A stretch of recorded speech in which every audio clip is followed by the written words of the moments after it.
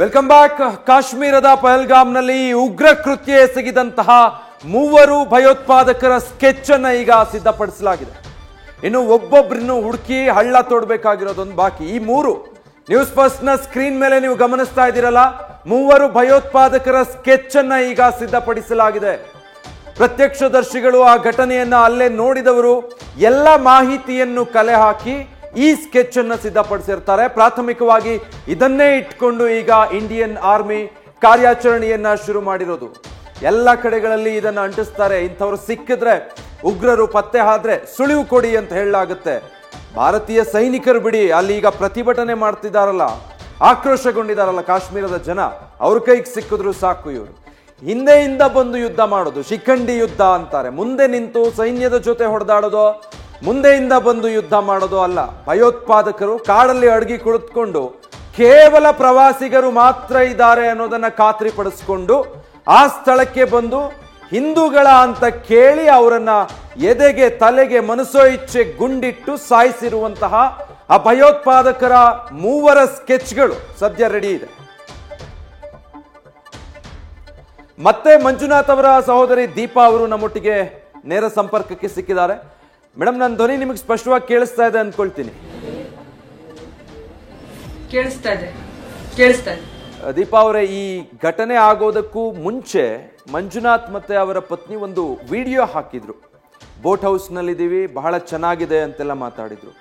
ಅದನ್ನು ನೋಡುವಾಗ ಎಷ್ಟು ಸೌಮ್ಯ ಸ್ವಭಾವದ ವ್ಯಕ್ತಿ ಮಂಜುನಾಥ್ ಅಂತ ಅನ್ಸುತ್ತೆ. ಈಗ ಅವರು ನಿಮ್ಮ ನೆನಪುಗಳಲ್ಲಿ ಮಾತ್ರ ಜೀವಂತ. ಮೇಡಮ್, ಹೇಗೆ ನೆನಪಿಸ್ಕೊಳ್ಳೋದಕ್ಕೆ ಇಷ್ಟಪಡ್ತೀರಾ? ಬಾಲ್ಯದಿಂದ ಅವರ ಒಡನಾಟ, ಅವರ ವ್ಯಕ್ತಿತ್ವ ಹೇಗಿತ್ತು ದೀಪಾ ಅವರೇ?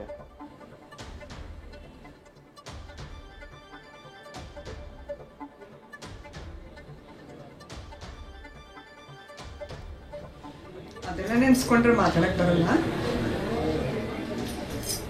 ಲೈಫ್ ಎಂಜಾಯ್ ಮಾಡ್ತಿದ್ದ ಪಾಪ. ಮಗನ್ ಸೆಕೆಂಡ್ PU ರಿಸಲ್ಟ್ ತುಂಬಾ ಖುಷಿ ಕೊಟ್ಟಿತ್ತು ನನಗೆ.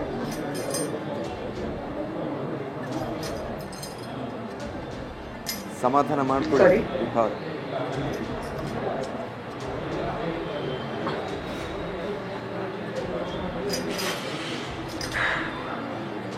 ಸಾರಿ, ನಿಮಗೆ ದುಃಖ ಅರ್ಥ ಆಗುತ್ತೆ ದೀಪಾ ಅವರೇ. ತುಂಬಾ ಅವ್ರ ಜೊತೆಗೆ. ಹೌದು, ದೊಡ್ಡಪ್ಪ ಆಗ್ಬೇಕು. ಮಂಜುನಾಥ್ ಅವರ ತಂದೆ ನಮ್ ದೊಡ್ಡಪ್ಪ ಆಗ್ಬೇಕು. ನಮ್ಮ ಅಮ್ಮನ ಅಕ್ಕನ ಮಗ ಮಂಜಣ್ಣ. ಬಟ್ ಅವ್ರು ಎಲ್ಲೆಲ್ಲಿ ಟ್ರಾನ್ಸ್ಫರ್ ಆಗ್ತಾರೋ ನಮ್ದಲ್ಲಿ ಇರ್ತಿತ್ತು. ನಾನು ಹೋಗ್ತಿದ್ವಿ ಅಲ್ಲಿಗೆ. ಆ ತರ ಅವರು ತೀರ್ಥಹಳ್ಳಿ ಆಗ್ಲಿ, ಕೊಪ್ಪ, ಸಾಗರ, ಎಲ್ಲೆಲ್ಲಿಗೆ ಬೀರೂರು ಎಲ್ಲಿದ್ರು ನಮ್ದಲ್ಲಿ ಇರ್ತಿತ್ತು. ಆ ತರ ಅವನು ಅಷ್ಟೇ. ಇಲ್ಲಿ ಶಿವಮೊಗ್ಗದಲ್ಲಿ ಆದ್ಮೇಲಿಂತ ತುಂಬಾ ಒಡನಾಟ ಚೆನ್ನಾಗೇ ಇತ್ತು. ನಿನ್ನೆ ಗೊತ್ತಾಗ್ತಿದ್ದಂಗೆ ದೊಡ್ಡಮ್ಮ ಒಬ್ಬರೇ ಇದ್ದಾರೆ ಅಂತ ಗೊತ್ತಾಯ್ತು. ಸೊ ಅಮ್ಮನ್ ಕರ್ಕೊಂಡು ಹೋಗೋಣ ಸ್ವಲ್ಪ, ಯಾಕೆ ನಮ್ಮಮ್ಮ ಅಕ್ಕ ತಂಗಿ ಒಂದ್ ಸ್ವಲ್ಪ ಆರಾಮಾಗಿ ಇರ್ತಾರೆ ಈ ಸಮಯದಲ್ಲಿ ಅಂತ ನೋಡಿದ್ರೆ ನಮ್ಮಮ್ಮ ತುಂಬಾ ದುಃಖ. ಅವರಾಗ್ಲೇ ನ್ಯೂಸ್ ನೋಡ್ಬಿಟ್ಟು ತುಂಬಾ ದುಃಖ ವ್ಯಕ್ತಪಡಿಸ್ತಿದ್ರು. ಸ್ವಲ್ಪ ಆರಾಮಾಗಿ ಬರ್ಲಿ ಅಂತ ಹೇಳಿ ನಾನು ಫಸ್ಟ್ ಬಂದ್ಬಿಟ್ಟೆ. ಆಂಟಿ, ನಮ್ ದೊಡ್ಡಮ್ಮ ಒಬ್ಬರೇ ಆಗ್ಬಿಡ್ತಾರೆ ಸುಮತಿ ಅವರು ಅಂತ ಹೇಳಿ ಬಂದ್ಬಿಟ್ಟೆ. ಪಾಪ ಅವ್ರಿಗೆ ವಿಷಯ ಗೊತ್ತಿಲ್ಲ. ಪಕ್ಕದ ಮನೆಯವ್ರು ಬಂದಿದ್ದಾರೆ, ಅವ್ರಿಗೆ ವಿಷಯ ಗೊತ್ತಾಗಿದೆ. ಪಕ್ಕದ ಮನೆ ನಳಿನ ಆಯ್ತಾಳಂತ ಅವ್ರು ಬಂದಿದ್ದಾರೆ ಪಾಪ. ಆದ್ರೆ ಹೇಳಿಲ್ಲ. ಯಾಕೆ ಮನೆ ಮುಂದೆ ಇಷ್ಟೊಂದು ಜನ ಬಂದಿದ್ದಾರೆ, ಇಷ್ಟೊಂದು ಯಾಕೆ ಏನು ಅಂತ ಇಲ್ಲ. ಅರ್ಧ ನ್ಯೂಸ್ ನೋಡ್ಬಿಟ್ಟಿದ್ರು. ಮಂಜುನಾಥ್ ಅವರಿಗೆ ಗುಂಡಿನ ಇದು ಚಕಮಕಿ, ಟೆರರಿಸ್ಟ್ ಅಟ್ಯಾಕ್ ಎಲ್ಲ ನೋಡ್ಬಿಟ್ಟಿದ್ರು. ಫೋಟೋ ಬೇರೆ ಹಾಕ್ಬಿಟ್ಟಿದ್ರು ಅಷ್ಟೊತ್ತಿಗಾಗ್ಲೇ. ಇಲ್ಲ, ಮಂಜಣ್ಣಂಗೆ ಈ ತರ ಟೆರರಿಸ್ಟ್ ಅಟ್ಯಾಕ್ ಆಗಿದೆ, ಜಮ್ಮು ಕಾಶ್ಮೀರ ಅವ್ರು ಎಲ್ಲಿದ್ದಾರೆ ಅಲ್ಲಿ ಟ್ರಿಪ್ ಅಲ್ಲೆಲ್ಲ ಆಗಿದೆ. ಬಟ್ ಫೋನ್ ಮಾಡಿದಾಗ ಇಂಜೂರ್ ಆಗಿದ್ದಾರೆ, ಟ್ರೀಟ್ಮೆಂಟ್ ಆಗ್ತಿದೆ ಅಂತ ಹೇಳಿದ್ದಾರೆ. ಹಾಗಾಗಿ ಪರವಾಗಿಲ್ಲ, ಪಲ್ಲವಿ ಮತ್ತು ಮಗುನು ಸೇಫ್ ಇದ್ದಾರೆ ಅಂತ ಹೇಳಿದ್ದಕ್ಕೆ ಸಮಾಧಾನದಲ್ಲಿದ್ರು. ಯಾಕಂದ್ರೆ ದೊಡ್ಡಮ್ಮ ಒಬ್ರೆ, ಅಕ್ಕ ಬಾವ ಬರ್ಬೇಕು ಅಂದ್ರೆ 2-3 ಅವರ್ಸ್ ಆದ್ರೂ ಬೇಕು. ತೀರ್ಥಹಳ್ಳಿಯಿಂದ ಬರ್ಬೇಕು ಅಕ್ಕ. ಗೊತ್ತಾಗ್ದಂಗೆ ಹೊರಟಿಯ ಪಾಪ ನಮ್ ರೂಪಕ್ಕ. ಅಲ್ಲಿ ತನಕ ನಾವ್ ಹೇಳಿದ್ ಪಾಪ ಎಷ್ಟು ಮಗು ತರ ನಂಬಿದ್ರು ಅಂದ್ರೆ ಒಳ್ಳೇದಾಗತ್ ಬಿಡು. ಹೇಳಿದ್ದೆ ಅವನಿಗೆ ಬೇಡ ಅಂತ, ಅಡ್ವೈಸ್ ಹಾಕದ್ ಬೇಡ ಅಂತ ಭಯ ಆಗಿತ್ತು ಅವನಿಗೆ. ನಂಗೆ ಜಮ್ಮು ಕಾಶ್ಮೀರ ಅಂದ ತಕ್ಷಣ ಭಯ ಆಗಿತ್ತು. ಇಲ್ಲ, ಮುಂಚಿನ ತರ ಇಲ್ಲ ಅಮ್ಮ, ಈಗ ತುಂಬಾ ಆರಾಮಿದೆ, 30 ವರ್ಷದ ಹಿಂದಿನ ತರ ಅಲ್ಲ, ಇದು ತುಂಬಾ ಚೆನ್ನಾಗಿದೆ ಅಂತ. ಯಾಕಂದ್ರೆ ಅವನು ಇತ್ತೀಚೆಗೆ ಅವ್ನ ಫ್ರೆಂಡ್ಸ್ ಗಳೆಲ್ಲ ಹೋಗಿ ಬಂದಿದ್ದಾರೆ, ಅಕ್ಕಪಕ್ಕದ ಮನೆಯಲ್ಲ ಹೋಗಿ ಬಂದಿದ್ದಾರೆ. ಒಂದೊಂದು ವಾರ ಇದೇ ಟ್ರಿಪ್ ಅಲ್ಲೇ ಹೋಗಿದ್ದಾರೆ. ಚೆನ್ನಾಗತ್ತೆ. ಯಾರು ಎಕ್ಸ್ಪೆಕ್ಟ್ ಮಾಡ್ತಾರೆ ಈ ತರದೇನೋ ಆಗತ್ತೆ? ನಮ್ಗೇನೋ ಆಕ್ಸಿಡೆಂಟು, ಮೇಘ ಸ್ಫೋಟ ಅವೆಲ್ಲ ಆಯ್ತು. ಇದು ಟೆರರಿಸ್ಟ್ ಅಟ್ಯಾಕು ಇಲ್ಲೆಲ್ಲೋ ಗೋಪಾಳದಲ್ಲಿ, ಶಿವಮೊಗ್ಗದಲ್ಲಿ ಗೋಪಾಳದಲ್ಲಿ ಇರುವಂತ ಒಬ್ಬ ಹುಡುಗಂಗೆ ಅಲ್ಲೇ ಆಯ್ತು ಅಂತ ನಾವು ಎಕ್ಸ್ಪೆಕ್ಟ್ ಕೂಡ ಹೆಂಗ್ ಮಾಡಕ್ ಸಾಧ್ಯ?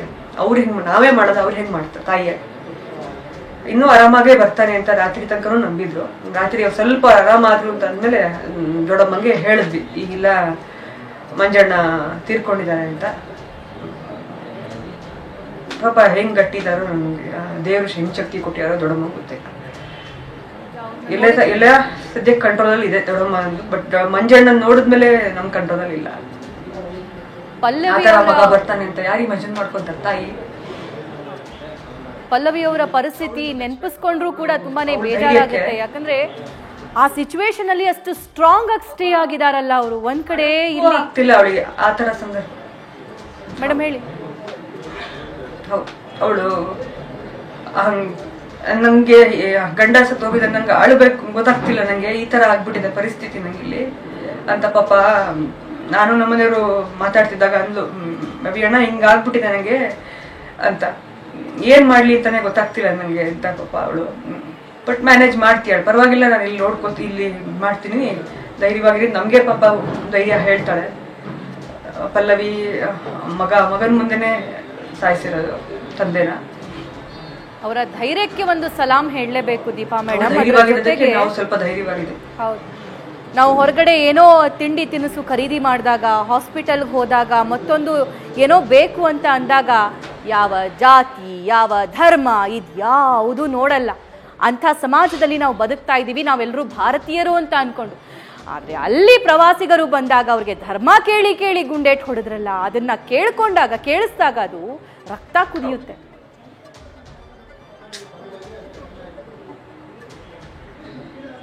ಇನ್ಮೇಲಾರು ಎಲ್ರು ಒಟ್ಟಾಗ್ಬೇಕು, ಒಗ್ಗಟ್ಟಾಗ್ಬೇಕು. ಈ ತರ ಎಲ್ಲ ಪ್ರತಿಯೊಂದ್ರೊಳಗು ಜಾತಿಯೊಳಗು ಎಲ್ಲದ್ರೊಳಗು ಬೈಫರ್ಕೇಶನ್ ಬರ್ತಾ ಇದೆಯಲ್ಲ, ಅದ್ರೊಳಗು ಉಪಜಾತಿ ಬೇಡ, ಎಲ್ಲ ಒಂದೇ, ಭಾರತೀಯರು ಹಿಂದೂ ಸಾಕು. ಅವಾಗ ನಮ್ ಶಕ್ತಿ ಎಲ್ರಿಗೂ ಗೊತ್ತಾಗತ್ತೆ. ರಾಕ್ಷಸರಿಗೆ ದುರುಳರಿಗೆ ಧರ್ಮ ಅನ್ನೋದಿದೆಯಾ, ಟೆರರಿಸ್ಟ್ಗಳಿಗೆ ಧರ್ಮ ಅನ್ನೋದಿದೆಯಾ ಅನ್ನುವಂತಹ ಪ್ರಶ್ನೆ ಪಲ್ಲವಿ ಅವರೇ ಮಾತಾಡ್ತಿದ್ದಾಗ ಅಲ್ಲಿ ಕೇಳಿಸ್ಕೊಂಡ್ವಿ. ನಮ್ಗೆ ಹೆಲ್ಪ್ ಮಾಡಿರೋರು ಮತ್ತೆ ಜೊತೆಗಿದ್ದಂತಹ ಆಫೀಸರ್ಸ್ಗಳು ಕೂಡ ಮುಸ್ಲಿಂ ಅಂತ ಅಂದ್ಬಿಟ್ಟು. ಆದ್ರೆ ಅಂಥದ್ರಲ್ಲಿ ಈ ಪಾಕಿಸ್ತಾನದಿಂದ ನುಸುಳಿರುವಂತಹ ಇಂಥವರಿಂದ ಅಟ್ಯಾಕ್ ಆಗಿದಾಗ ಅದೆಲ್ಲನೂ ಕ್ಷೀಣ ಅನ್ಸುತ್ತೆ, ಅದ್ಯಾವುದು ಅಲ್ವೇ ಅಲ್ಲ ಅಂತ ಅನ್ಸ್ಬಿಡುತ್ತೆ. ಹೇಡಿಗಳು ಮೇಡಮ್ ಅವರು ನಿರಾಯುದ್ರ ಮೇಲೆ ಬಲ ಪ್ರದರ್ಶನ ಮಾಡ್ತಾರಲ್ಲ, ಧೈರ್ಯ ಇದ್ದಿದ್ರೆ ಅವ್ರು ನೇರವಾಗಿ ಯುದ್ಧ ಮಾಡೋರು, ಯಾರೋ ಯೋಧರ ಹತ್ರ ಮಾಡೋರು, ನಮ್ಮ ಭಾರತೀಯ ಸೇನೆ ಹತ್ರ ಮಾಡೋರು ಮಾಡಕ್ ಆಗಲ್ಲ. ನುಸುಳ್ಕೊಂಡು ಬಂದು ನಮ್ಮ ಈ ತರ ಟೂರಿಸ್ಟ್ಗಳ ಮೇಲೆ ಅಟ್ಯಾಕ್ ಮಾಡಿದ್ದಾರೆ. ಪಾಪ ಅವ್ರ ಇಮ್ಯಾಜಿನೇಷನ್ ಇರಲ್ಲ. ಹೇಡಿಗಳು. ಶಿಕ್ಷೆ ಹಾಗೆ ಆಗತ್ತೆ, ಮಾಡೇ ಮಾಡ್ತಾರೆ ಖಂಡಿತ. ನಮ್ ಸರ್ಕಾರದ ಮೇಲೆ ನಂಬಿಕೆ ಇದೆ ನಮ್ಗೆ, ನಮ್ಮ ಇಂಡಿಯನ್ ಆರ್ಮಿ ಮೇಲೂ ತುಂಬಾ ನಂಬಿಕೆ ಇದೆ. ಖಂಡಿತ ಅವರಿಗೆ ಶಿಕ್ಷೆ ಕೊಡ್ತಾರೆ, ಉತ್ತರ ಕೊಡ್ತಾರೆ. ಪಲ್ಲವಿ ಅವರು ಕೆಲಸಕ್ಕೆ ಹೋಗ್ತಾ ಇದ್ರು ಅನ್ನೋದು ಗೊತ್ತಿದೆ, ಬಟ್ ಕುಟುಂಬ ನಿರ್ವಹಣೆ ಹೇಗಾಗ್ತಾ ಇತ್ತಮ್ಮ? ಅಂದ್ರೆ ಮಂಜುನಾಥ್ ಅವರೇ ಕುಟುಂಬ ನಡೆಸಬೇಕಾಗಿತ್ತು, ಈಗ ಆ ಆಧಾರ ಸ್ತಂಭ ಇಲ್ಲ. ಕುಟುಂಬದ ಸ್ಥಿತಿಗತಿ ಹೇಗಿದೆ ಸದ್ಯ? ಮಂಜುನಾಥ್ ಮತ್ತೆ ಪಲ್ಲವಿ ಇಬ್ರು ಸೇರಿ ನಡೆಸ್ತಾ ಇದ್ರು. ಎಲ್ಲ ಪಲ್ಲವಿ ಮೇಲೆ ಬಿತ್ತು. ಅಕ್ಕ ಬಾಬನು ಸಪೋರ್ಟಿವ್ ಇದ್ದಾರೆ, ರೂಪಾ ಮತ್ತೆ ಅಶ್ವಿನ್, ಮಂಜು ಅವರ ಸ್ವಂತ ತಂಗಿ ರೂಪಾ. ಏನೇ ಆದ್ರೂ ಮಗ ತೀರ್ಕೊಂಡಿದ್ದು ಏನು ಮಾಡಕ್ಕಾಗಲ್ಲ ನಮ್ಮ ಕೈಲಿ. ಪುತ್ರ ಶೋಕ ಅನ್ನೋದು ನಿರಂತರ. ಪೋಷಕರ ಕಣ್ಮುಂದೆ ಮಕ್ಕಳ ಸಾವಿದೆಯಲ್ಲ, ಅದು ಯಾರಿಂದನೂ ಅದು ಸಹಿಸಿಕೊಳ್ಳೋದಕ್ಕೆ ಅಸಾಧ್ಯವಾದಂತ. ಯಾರಿಗೂ ಬರಬಾರ್ದು. ನೀವೆಲ್ಲರೂ ಪ್ರತಿ ಕ್ಷಣ ಜೊತೆಗಿದ್ದು ಈಗ ಧೈರ್ಯ ಹೇಳ್ಬೇಕಾಗಿರೋ ಜವಾಬ್ದಾರಿ ನಿಮ್ಮೆಲ್ಲರದ್ದು. ದೀಪಾ ಅವರೇ, ನಿಮ್ಮ ಜೊತೆಗೆ ನಾವೆಲ್ಲರೂ ಇದ್ದೀವಿ, ಬಟ್ ಬಹಳ ಹತ್ತಿರದಿಂದ ಆ ಕುಟುಂಬದ ಜೊತೆಗೆ ಇರಬೇಕಾಗಿರೋದು ನೀವೆಲ್ಲರೂ. ಈಗ ಆ ಹೆಜ್ಜೆಯನ್ನ ತಗೊಳ್ಬೇಕಾಗಿದೆ. ಏನ್ ಹೇಳ್ತೀರಿ?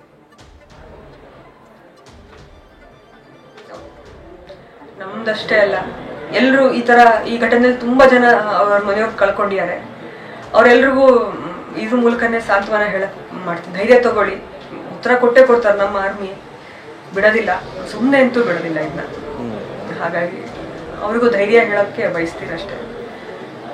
ಮೇಡಮ್, ಈಗ ನಮ್ಮ ಮಂಜುನಾಥ್ ಅವರ ರೀತಿ ಅಥವಾ ನಮ್ಮ ಮಧುಸೂದನ್ ಅಥವಾ ಭರತ್ ಭೂಷಣ್ ಮೂವರೇನು ಸಾವನ್ನಪ್ಪಿದ್ದಾರೆ, ಇದೇ ಥರ ಸುಮಾರು 30 ಜನ ಪ್ರವಾಸಿಗರು ಅಲ್ಲಿ ಸಾವನ್ನಪ್ಪಿದ್ದಾರೆ. ಆ ಎಲ್ಲ ಕುಟುಂಬದವರ ಪರಿಸ್ಥಿತಿನೂ ಇದೆ ಪಾಪ. ಸೊ ಎಲ್ಲರನ್ನು ಪ್ರತಿನಿಧಿಸ್ತಾ ಏನು ಹೇಳೋದಕ್ಕೆ ಬಯಸ್ತೀರಿ ನೀವು?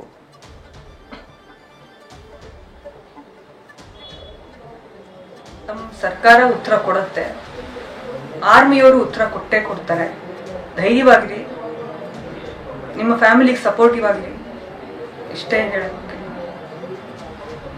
ನಂಬಿಕೆ ಕಳ್ಕೋಬೇಡಿ, ಖಂಡಿತ ನಮ್ಗೆ ಇದಕ್ಕೆ ಉತ್ತರ ಸಿಗುತ್ತೆ. ಚೆನ್ನಾಗಿ ಅವರಿಗೆ ತಕ್ಕ ಪಾಠ ಕಲಿಸ್ತಾರೆ.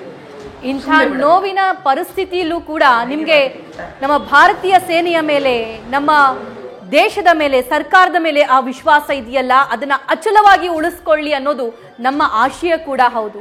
ಸೊ ಮಂಜುನಾಥ್ ಸರ್ ಮಗನ ಬಗ್ಗೆ ಏನು ಹೇಳ್ತೀರಾ? ಯಾಕಂದ್ರೆ ಇದ್ದಂತ ಒಬ್ಬನೇ ಒಬ್ಬ ಮಗ, ಪರ್ಸೆಂಟೇಜ್ ತುಂಬಾ ಚೆನ್ನಾಗಾಗಿದೆ ಅಂತ ಹೇಳಿ ಒಂದ್ ಸ್ವಲ್ಪ ಸುತ್ತಾಡ್ಕೊಂಡ್ ಬರೋಣ ಅಂತ ಹೋಗಿದ್ರು. ಆತನ ಜೊತೆ ಅವ್ರು ಹೇಗಿದ್ರು, ಅವರ ಒಡನಾಟ ಹೇಗಿತ್ತು? ನೀವು ತುಂಬಾ ಹತ್ತಿರದಿಂದ ಕಂಡಿದ್ದೀರಾ ಮ್ಯಾಮ್.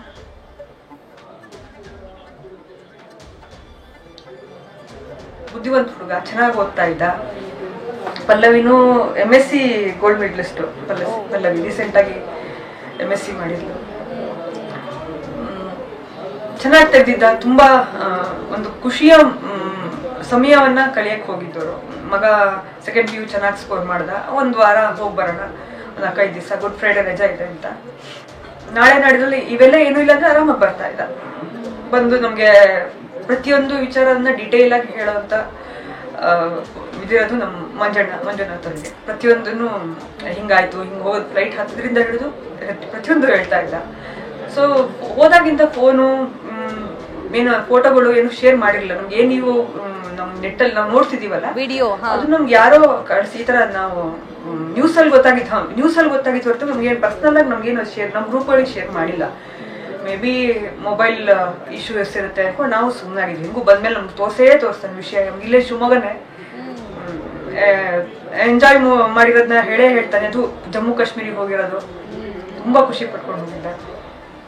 ಬೆಂಗಳೂರು ತರನೇ ಇದೆ, ಆರಾಮಾಗಿದೆ, ತುಂಬಾ ಸೇಫ್ ಆಗಿದೆ ಅಂತ ಹೇಳಿದನು. ಅವ್ನಿಗೆ ತುಂಬಾ ನಂಬಿಕೆನೂ ಇತ್ತು. ಅವನಿಗೆ ಇದ್ರ ಮೇಲೆ ತುಂಬಾ ನಂಬಿಕೆ, ತುಂಬಾ ಚೆನ್ನಾಗಿ.